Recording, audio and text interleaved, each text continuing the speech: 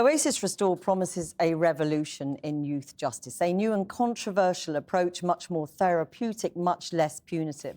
The problem was that within months of opening, it became clear that this secure school was anything but. Totally unsuitable doors were easily smashed down by the children and young people, some of the most serious young offenders in the country. Now, Oasis Restore accept it became harder and harder to maintain control and safety. They reduced the number of children in the school initially, but they've finally been forced to hit pause altogether, to close temporarily. But staff from the Prison Officers Association told us yesterday the problems go well beyond the doors, that violence was rife, staff were being assaulted. And for many people, it raises a question about whether this new approach can actually work, whether this school can actually work. And that is a question I put to the man behind it, the Reverend Steve Chalk, when I met him earlier today. This is experimental, it's a revolution. So no one expected it to run absolutely smoothly from the word go. We knew there would be issues and problems, but we didn't expect this to be an issue or problem. It is astonishing, first of all, that the building is built with doors that are not secure, but secondly, that it's taken so long for the MOJ to refit the doors. But it's what's happened in the meantime that looks as though Oasis Restore completely lost control. That's not true. It might look that way, but you should come visit. That's not true. There have been... Staff say there was staff quitting all the time, there was violence, children with makeshift weapons, sexual assaults. Critically, no way of sanctioning the young people. And without that, you have carnage, which is a very long way from your vision of children in education and playing chess in the evening.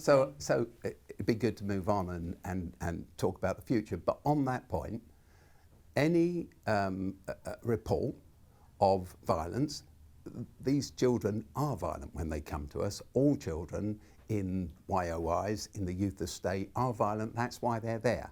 So our staff are therapeutically trained, and they're trained in something called PRICE, which is all about restraint and how to do that well and calm a child. So everyone's trained, and no one is made vulnerable beyond their training. Staff told us they were afraid. Every time there's an incident, that needs to be reported and is reported. And if it meets certain criteria, we have a responsibility to explain this, to tell the government, and to tell the inspector, our inspectors, our regulator, Ofsted.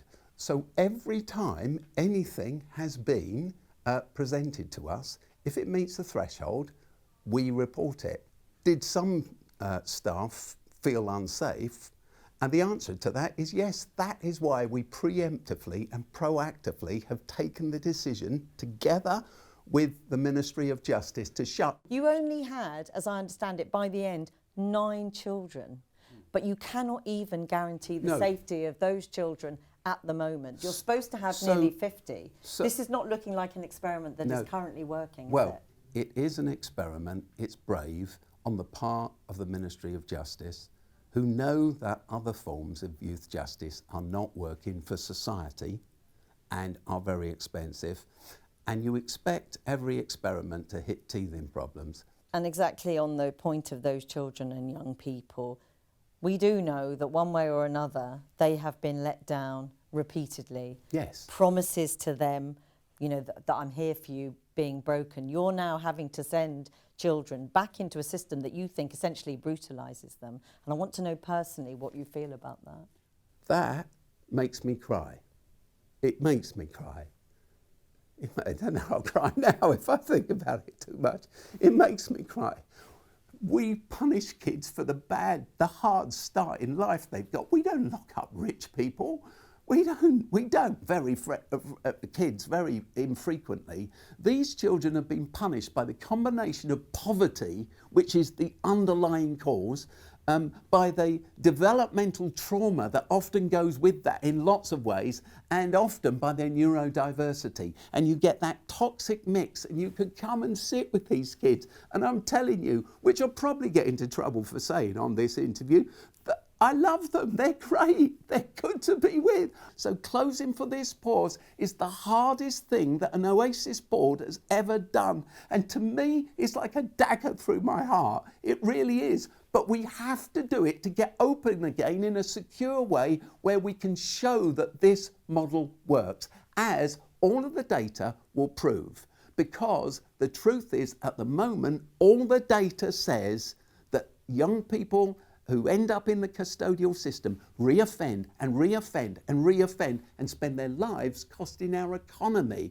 because they don't contribute to it, they become a cost. We have to change that. A couple of things really quickly. I spoke to someone close to a person in Oasis Restore, one of the few children that you still have left. They did say it was a supportive environment. His options now, this person told me, do not look great. No, they don't look great, Jackie. Which is why I feel the way I feel about it. They don't look great. And that's what we should be talking about all the time as a society. We are moving to a place, as you well know, in our justice system, where we've come to the place where we think it's okay to pepper spray a child. You know, where we think it's okay to taser an adult over the age of 18, and we think that that's going to help them be a better citizen. What it would help is stopping them assault staff, stopping them hurt another child and young person. That's just a fact. Oh, yeah, of course, and I understand that. I really do understand that fact.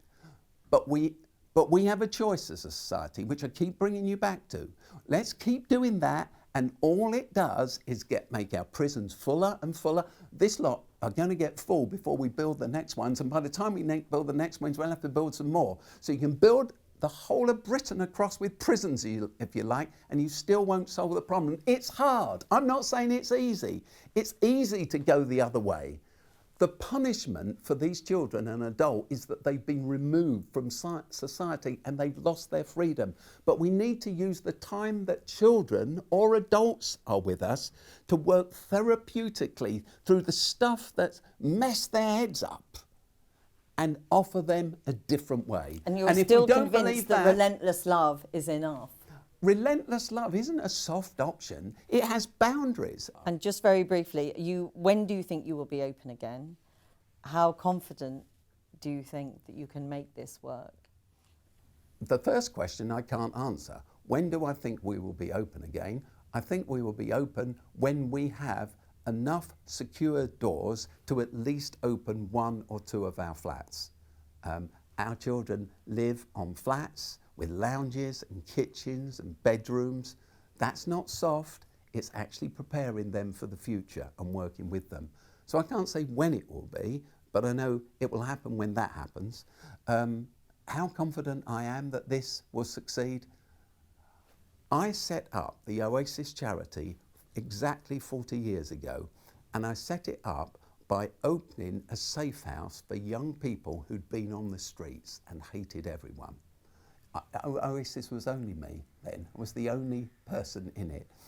And my wife suggested we call this house for kids off the street Oasis, because we'd be creating an oasis for these children. I expected them all to rock up on the first day. It has 16 bedrooms, this place, and thank me and smile at me and shake my hand and tell me what a great bloke I was. They wouldn't look at me, they'd scowl at me, they were angry, they stole stuff, they broke stuff. But the thing is this, that was 40 years ago. I now meet, I could introduce you to some of them, if you like. I now meet CEOs of charities and businesses, people that work in the parliamentary system, people that work in media, all sorts of places, who say to me, Steve, do you remember me? And I say, no. And they say, you must remember me. I was the one that smashed up my bedroom. And I say, do you know, that's why I don't remember you. If you'd have not smashed up your bedroom, I would have remembered you. And they thank me and our staff for what we've done. This is my vision of the future. Reverend Steve Chalk, thank you very much for talking to us. Thank you.